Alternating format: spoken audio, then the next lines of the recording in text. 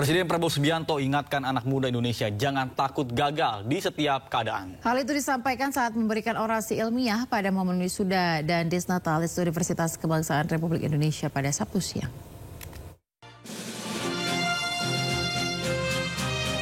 Presiden Prabowo Subianto menghadiri momen wisuda dan Disnatalis Universitas Kebangsaan Republik Indonesia di Bandung, Jawa Barat, Sabtu siang. Pada kesempatan tersebut, Prabowo menyampaikan orasi ilmiahnya di hadapan para wisudawan. Prabowo mengingatkan anak muda Indonesia harus berani dan tidak takut gagal.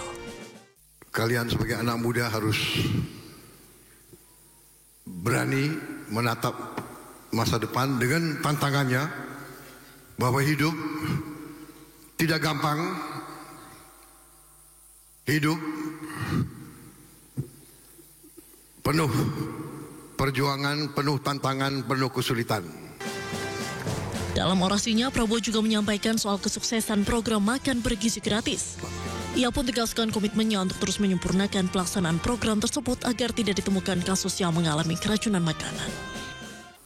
1,4 miliar porsi yang sudah dibagikan.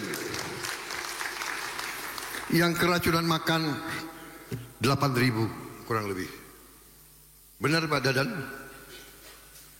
Jadi kalau diambil statistik adalah 0,0007 atau 0,0008. Artinya program ini 99,99% berhasil. Jadi di mana ada usaha manusia yang 99,99% berhasil dibilang gagal. Tapi kita tidak mau ada satu pun, tidak boleh ada satu pun anak yang sakit. 4,00. Presiden Prabowo pun sampaikan dirinya optimistis 1 tahun kepemimpinannya telah berjalan sesuai dengan apa yang direncanakan. Dari Bandung, Jawa Barat, Tim Liputan iNews melaporkan. Heboh di media sosial, penampakan tambang pasir di belakang SMA Negeri 1 Cimarga, Kabupaten Lebak, Banten. Informasinya sesaat lagi pemirsa, tetaplah. Presiden Prabowo Subianto mengimbau anggota Kabinet Merah Putih agar bekerja dengan benar. Ia tidak segan untuk mengganti jika peringatannya tidak diindahkan. Prabowo menghadiri sidang Senat pengukuhan mahasiswa baru sekaligus wisuda sarjana di UKRI Bandung, Jawa Barat. Dalam kesempatan ini, ia mengapresiasi jajaran kabinetnya yang bekerja dengan sungguh-sungguh dan jujur.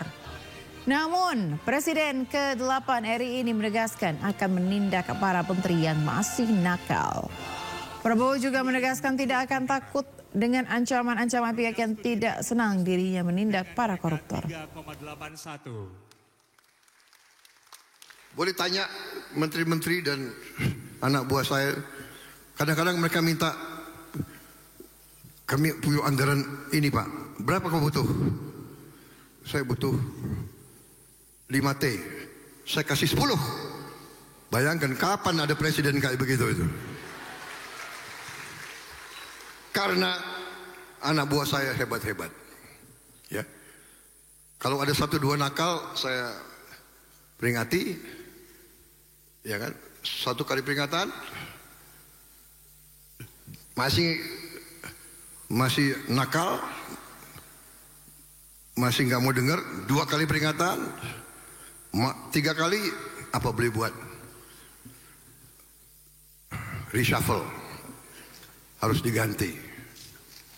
Karena demi negara, bangsa dan rakyat tidak boleh ada rasa kasihan. Yang kasihan rakyat Indonesia.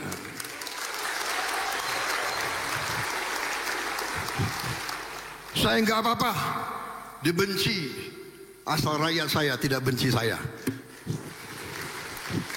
Kalau saya dibenci oleh maling-maling, koruptor, manipulator, penipu-penipu yang serakah, nggak apa-apa, nggak ada urusan.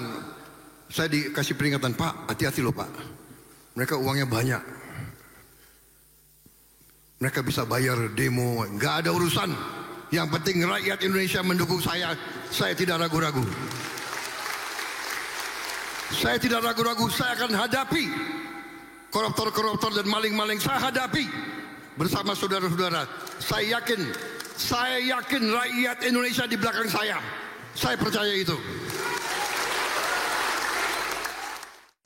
Sebelumnya, Ketua KPK Setio Budianto menanggapi terkait dengan dugaan markup di proyek kereta cepat Wush yang disebutkan mantan Menko Polhukam Mahfud MD. KPK berharap apa yang diinformasikan Mahfud memiliki data pendukung. Sementara menurut pengamat kebijakan publik Agus Pambagio, dugaan tersebut kemungkinan hanya penyesuaian kurs mata uang asing.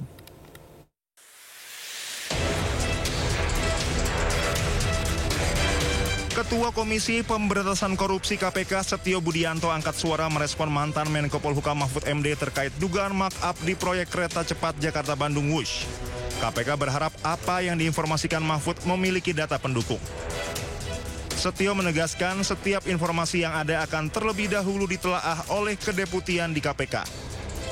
Sekarang sih belum berinformasi ya, intinya dari internal gitu. Tapi kalau Pak Mahfud menyampaikan seperti itu ya, mudah-mudahan ada informasi, ada data, ada dokumen yang bisa mendukung penjelasan dari saya. Tapi saya yakin beliau mungkin punya gitu, tinggal nanti masyarakat atau apa ya. KPK punya ini nggak Pak untuk jemput bola gitu Pak, karena informasinya kan 3 kali lipat gitu Pak. Apanya itu?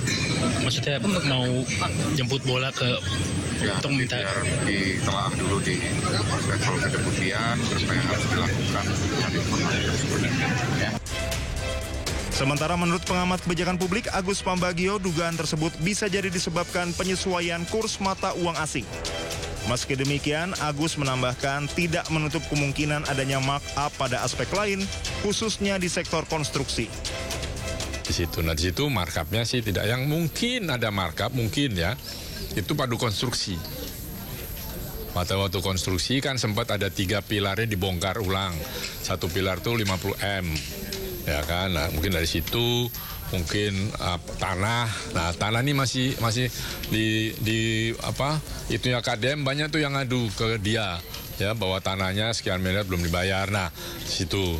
Tetapi kalau jumlahnya itu saya yakin dari kurs antara yuan dan juga dolar. Itu berpengaruh juga Pak dengan utang. Iyalah, pasti. Apalagi kecuali utangnya itu di hedge. Ini sepertinya tidak di hedge. Karena tidak di hedging, ya ngikut terus. Semakin tinggi kursnya semakin mahal. Sebelumnya dugaan markup di proyek kereta cepat Wush mulai diperbincangkan menyusul ramainya sorotan soal utang proyek kereta cepat yang mencapai 116 triliun rupiah. Tim Liputan Anyis melaporkan. Ketua Dewan Ekonomi Nasional Luhut Binsar Panjaitan menyebut akan ada keputusan Presiden soal pembayaran utang kereta cepat Jakarta-Bandung atau Wush. Ya, Kepres tersebut akan terbit dalam waktu dekat.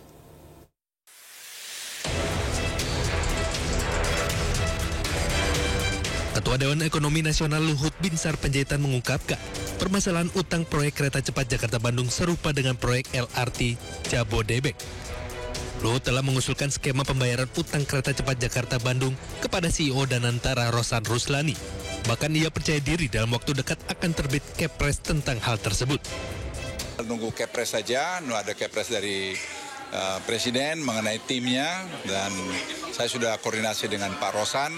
Karena dulu saya yang nanganin, jadi supaya berlanjut, saya sudah beritahu Pak Rosan, dan Pak Rosan juga sudah sepakat untuk segera kita tangani bersama-sama. Nanti kita lihatlah, sama dengan LRT mungkin ada gap-nya itu berapa triliun, nanti dari situ kita cicil, sehingga dengan itu nanti bisa jalan. Tapi ingat ya, tidak ada public transportasi itu di dunia ini yang menguntungkan. Selalu banyak subsidi pemerintah, tapi tentu harus subsidi yang betul-betul terukur. Di sisi lain, mantan Menko Polhukam Mahfud MD menilai ada dugaan markup dalam proyek kereta cepat Jakarta-Bandung. Padahal saat itu banyak pihak yang menolak pembangunan proyek kereta cepat. Hal itu bisa menjadi celah untuk mengungkap dugaan pelanggaran hukum terjadi pada proyek ambisius era Jokowi tersebut. Nah sekarang kita nggak mampu bayar. Ketika mau dipindah ke Cina ini, Pak Yonan, Ignatius Jonan, Menteri Perhubungan waktu itu, menyatakan tidak setuju. Pak, ini tidak visible. Kata Pak Yonan. Kata Pak Yonan. Pak Yonannya dipecat. Diganti kan? Sudah itu dia manggil ahli. Namanya Agus Pambagio. Presiden manggil nih. Pak Jokowi? Iya, Pak Jokowi. Sesudah mecat Jonan, dia ditanya, Pak Agus gimana ini? Pak, ini tidak visible. Rugi negara. Ini menurut Agus? Menurut Agus Pambagio. Yang Bapak tonton yang saya tonton itu. Rugi negara. Ini atas ide siapa? Kata Agus. Kok bisa dari Jepang pindah ke situ dan biayanya besar? Atas ide saya, kata Jokowi. Kata Presiden, atas ide saya sendiri, gitu. PT KCIC Kereta Cepat Jakarta Bandung menyisakan utang dengan jumlah fantastis. Jumlah hutang yang ditinggalkan bernilai fantastis yaitu 116 triliun rupiah. Dari Jakarta, Tim Liputan iNews melaporkan. Sementara itu, Presiden ke-7 Republik Indonesia Joko Widodo melengos saat dimintai tanggapan terkait dengan beban utang proyek kereta cepat WUS yang mencapai triliunan rupiah. Jokowi enggan berkomentar dan memilih membalikkan badan. Hari Jumat saat menghadiri Disnatalis Fakultas Kehutanan UGM Yogyakarta, Presiden ke-7 RI Jokowi ditanya terkait kereta cepat WUS. Alih-alih menjawab pertanyaan wartawan, Jokowi hanya tersenyum dan memilih berbalik badan. Ia enggan berkomentar dan kembali berbaur serta menyalami sejumlah alumnus Fakultas Kehutanan UGM Yogyakarta.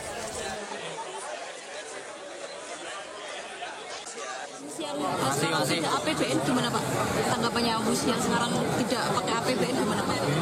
WUS Pak, kereta cepat Pak, gimana Pak tanggapannya Pak? Sekarang kan udah nggak pakai APBN Pak. Harapan untuk Fakultas Kehutanan Pak.